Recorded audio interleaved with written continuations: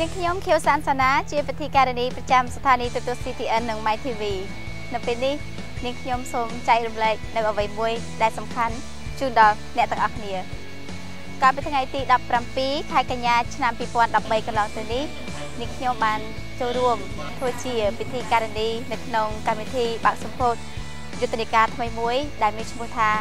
លើកកម្ពស់សុខភាពកុមារឥឡូវនេះដែលដំណើរការដោយអង្គការទស្សនៈពិភពលោកកម្ពុជាយុទ្ធនាការនេះបង្កើតឡើងដើម្បីចូលរួមចំណែកក្នុងការកាត់បន្ថយចំនួនកុមារដែលជួបបញ្ហាកង្វះអាហារូបត្ថម្ភតើលោកអ្នកមានបានជ្រាបទេថាកុមាររហូតដល់ទៅ 40% នៅកម្ពុជាមានបញ្ហាកង្វះអាហារូបត្ថម្ភដែលនេះគឺជាបញ្ហាដ៏បន្ទាន់មួយដែលគួរតែត្រូវបានចាត់ជាអាទិភាពនិងសកម្មភាពដោះស្រាយនៅក្នុងឆ្នាំ2014នេះ